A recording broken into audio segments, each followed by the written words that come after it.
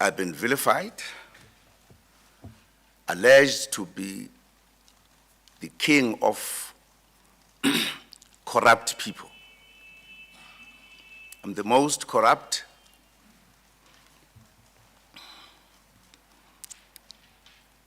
I've been given every other name, and I'd never responded to those issues.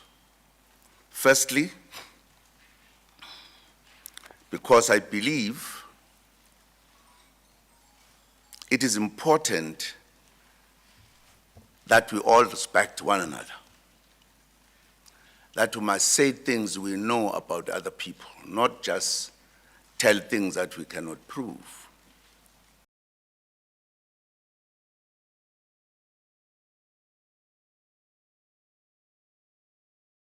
What made Comrade Nwako to behave the way he did here, saying that I've auctioned the country, in the NEC I just do what I like?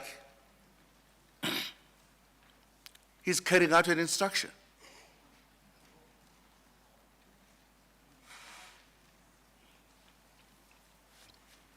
He was recruited when he was a student in Lesotho to be a spy.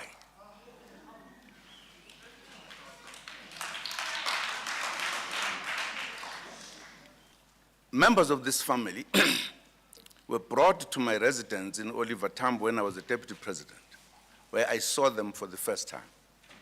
They were coming from Mahlambandlovu, from President Mbeki.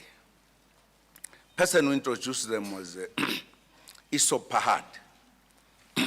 They were introduced as good business people, but they were also comrades, members of the ANC. And that's how some of my family members got to know them. The young man was still very young at the time, was there, saw them and introduced them. That's why when he wanted a job, he remembered that they had said they ran this kind of a company, of IT company.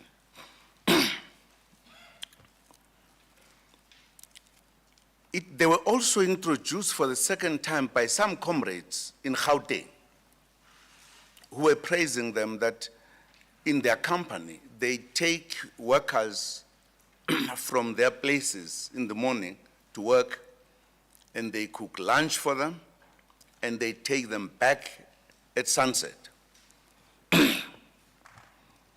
That's how I got to know them.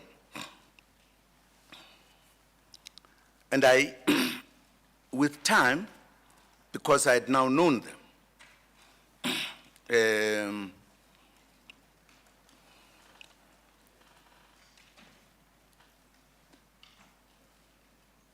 I got to know even some of the things they do. For an example, one of them was a member of the International Council that was advising the president on economic things. And I found them to be a very, very friendly family. With time, I got to know quite a number of them, if not all of them. And they were indeed, they knew a lot of comrades. And I got to know that, in fact, when Mandela was a president, they started being very close and was a friend of Mandela. And when Mandela was gone, they were friends with Thabo. Whilst I was there, as I say, they saw me coming from his home. I've never did anything with them, unlawfully or whatever.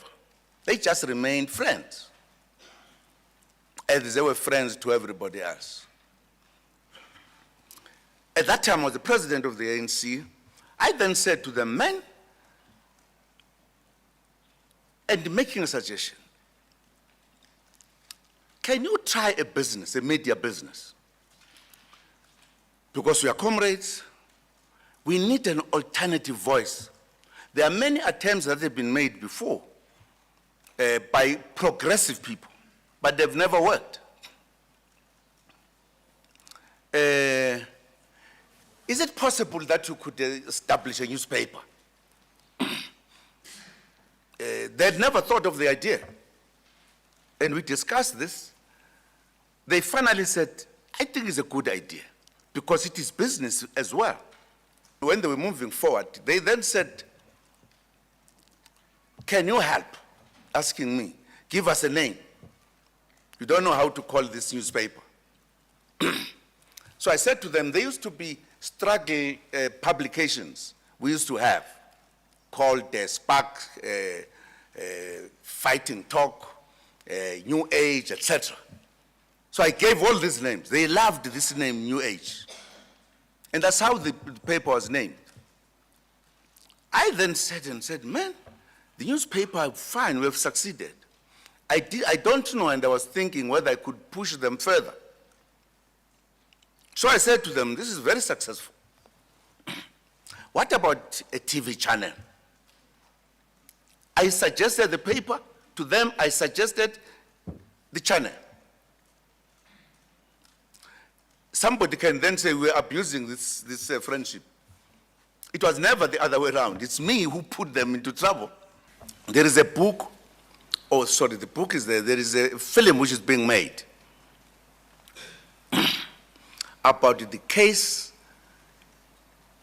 that took place and I was found not guilty. Rape case.